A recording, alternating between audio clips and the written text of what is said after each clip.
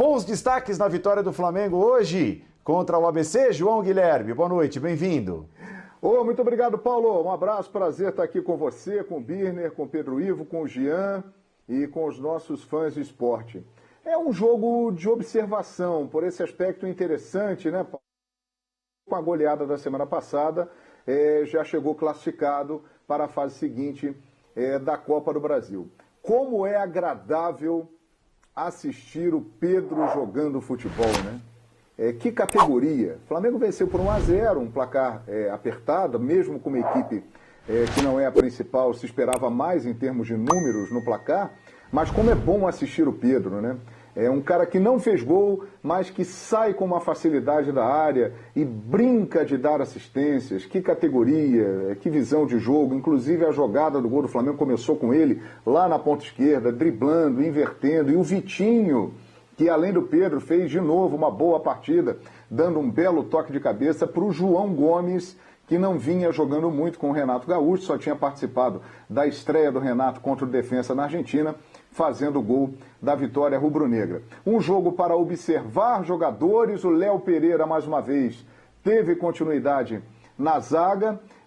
Uma primeira crítica, num momento que é muito difícil criticar Renato Gaúcho, por causa desse começo histórico dele no Flamengo, mas a escolha do Rodinei para jogar ao lado do Mateuzinho no lado direito não funcionou. O Rodinei não estava à vontade, não se sentiu bem, ele é um lateral apenas, um jogador de muita força física, de marcação, e acabou não rendendo. O Maurício Souza até tentou corrigir ali um pouco no segundo tempo, em determinado momento, colocando um pouco mais adiantado o Mateuzinho, mas logo depois o Mateuzinho que mais uma vez deu provas de que tem bola e tem qualidade para ser titular do Flamengo, apesar da melhoria notória do Isla, isso tem que ser destacado. Então são pontos, são observações interessantes que o Renato deve estar agora conversando com os integrantes da comissão técnica, num jogo que o Flamengo já chegou classificado, e com certeza nós vamos falar muito mais daqui a pouco do VAR do que do próprio jogo, né, Paulo Andrade? Pois, que semana para o VAR, hein? Que dias para o VAR brasileiro. É preciso fazer alguma coisa. É preciso fazer alguma coisa. Do jeito que está, não dá para continuar, de forma alguma. Hoje o VAR estava descalibrado de novo e houve um erro, um gol mal anulado do Flamengo. A gente vai passar muito por esse tema também daqui a pouquinho. Pedro Ivo, tudo bem? Boa noite. Boa noite, Paulo, tudo bem? Boa noite a você, ao João, fã de esporte. Já senti o Vitor e o Jean ali animados para falar mais uma vez do VAR aqui. Quando não é a máquina, quando não é o olho humano, é a máquina que nos deixa na mão. Infelizmente. E se não fosse também o VAR, Paulo, muito pouca coisa a se abordar. O João praticamente resumiu, né, perfeitamente, já trouxe um recorte do que foi esse jogo de hoje, um Flamengo completamente atípico, desfigurado, não é exatamente um Flamengo do Renato, já resumiu ali quem subiu, quem aproveitou as chances, quem não aproveitou. Deixou um pouco curioso o Rodinei, confesso que eu estava, entre aspas, ansioso para ver como é que seria esse meia Rodinei, esse quase ponta Rodinei, mas não é dele, definitivamente, né? Não tem cacuete, depende muito de campo, de velocidade, não exatamente é o mais brilhante dos jogadores com a bola nos pés, mas é um Flamengo que talvez, se a gente tivesse que fazer uma projeção, estava ali de rascunhado, né? É um Pedro, que obviamente muito acima da média, um jogador que tem potencial até para ser titular naquela formação clássica já desse Flamengo titular do Renato. É o Michael em boa fase, aproveitando para dar continuidade, dar sequência, parecia com muita confiança, era quase sempre ele, ora pelo lado esquerdo num tempo, ora pelo lado direito no outro tempo. Maurício Souza, ele mudava de acordo ali.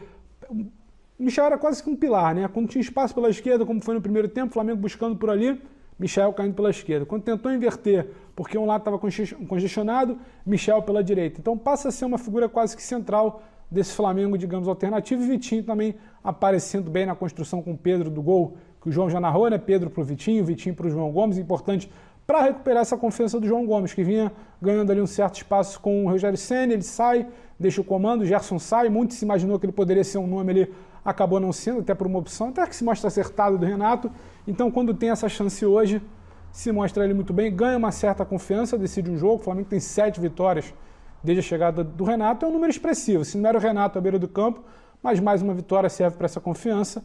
O ponto negativo da noite, como a gente já falou, infelizmente, mais uma vez, o VAR. A gente brinca, a gente tenta se esquivar, mas a gente tem que pontuar. Se a gente quer ver um futebol melhor jogado, se a gente quer ver um espetáculo melhor, tem muita coisa a ser reparada. Agora não só pelo lado humano, mas também pelo lado da máquina, Paulo.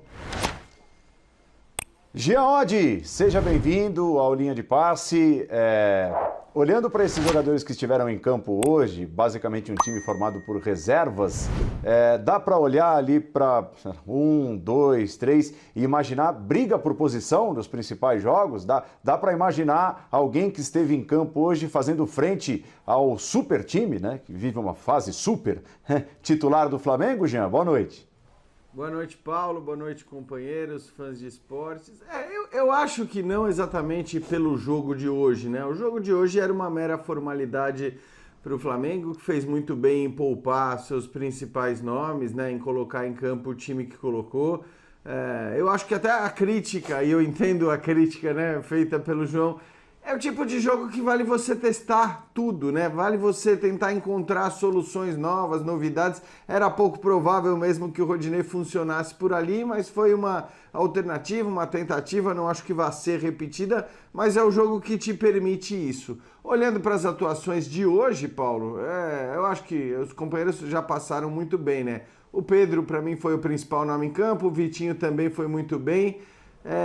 E aí, assim, que o Pedro é um 12º titular desse time, ninguém discute mais, né? É o cara que tem que ter a possibilidade de jogar. Eu insisto, né? Acho que sempre que faltar alguém ali do quarteto ofensivo, você tem como colocar o Pedro em campo. Até porque ele mostrou hoje, ele não é um cara só de jogo de área, né? Não é um cara que coloca só a bola para dentro. Ele é mais centroavante do que o Gabigol, mas é um cara que sabe executar outras funções. Então isso, se bem trabalhado, ele é um cara que pode ser mesmo o 12º titular, substituindo qualquer um ali dos 4 mais ofensivos do Flamengo. Mas acho que falar do Pedro é chover no molhado. Eu insisto no Thiago Maia.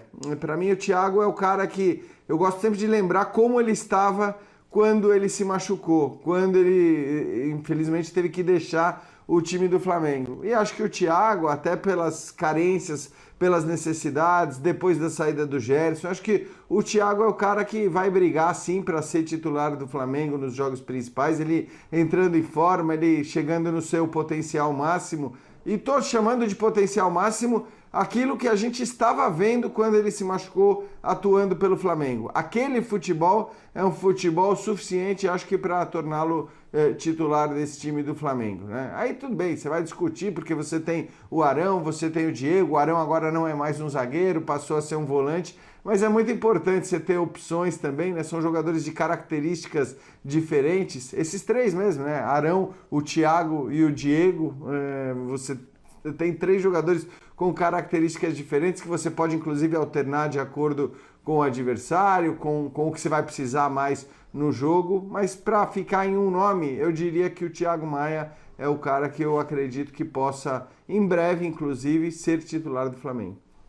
E é importante, né, Vitor Birner, que o Flamengo tenha jogadores como os de hoje, em boas condições, não para enfrentar partidas como a de hoje, né? Quando há uma mudança drástica, você coloca basicamente todos os reservas no lugar de todos os titulares que descansam. Mas por conta do calendário atribulado do Flamengo, que vai avançando em todas as competições e pelo jeito vai brigar pelo título brasileiro também, é necessário que o Flamengo tenha um elenco coeso, né? Um elenco com jogadores mais ou menos ali do mesmo nível, confiáveis, para que mesclas pontuais sejam feitas ao longo desse nosso calendário terrível, né, Birner? Boa noite. Boa noite, Paulo. Concordo contigo. Boa noite aos colegas, aos fãs e às fãs do esporte. Jogadores com ritmo, para que possam entrar quando é necessário, em eventuais perdas de atletas. Jogadores que agreguem condições diferentes de jogo, situações diferentes, para que o Renato possa, em algum momento, quando for necessário, ser mais tático, né, do que vem sendo, porque até agora não precisou.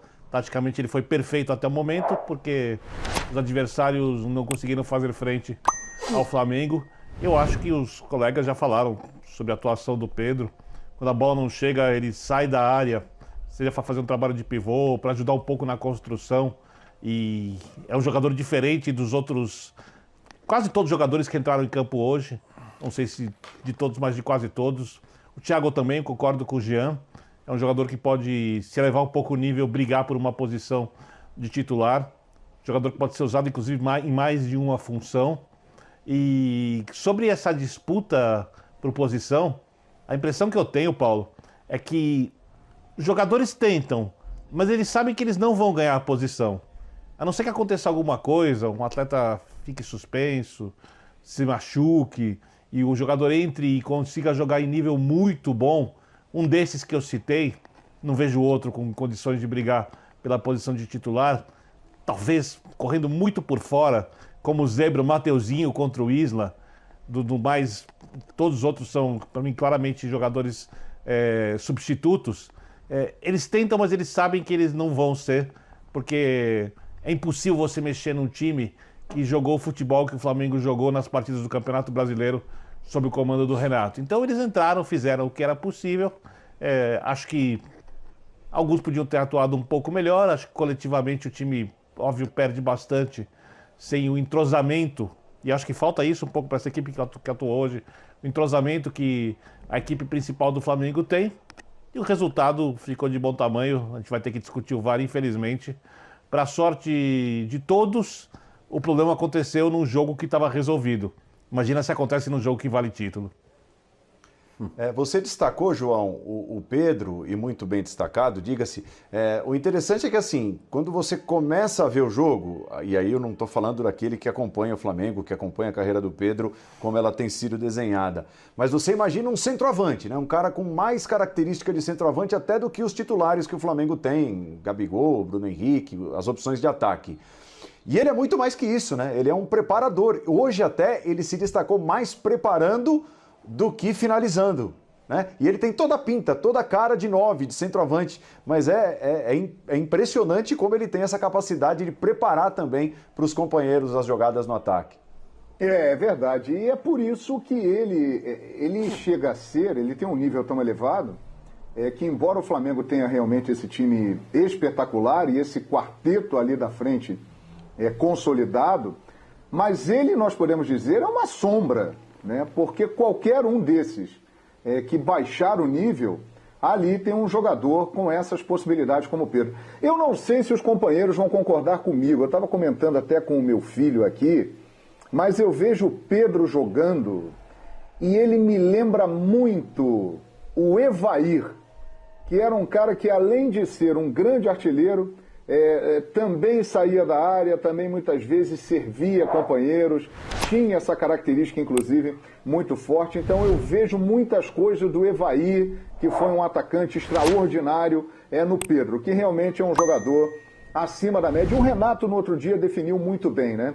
Ele quis dizer, entre aspas, infelizmente, o Pedro joga numa equipe que tem o Gabigol, porque ele é também um jogador de seleção brasileira que tem totais condições de estar, não na seleção olímpica, na seleção principal do Brasil. É um cara acima da média e que com certeza a gente ainda vai curtir muito tempo a arte dele em campo jogando futebol, Paulo Andrade.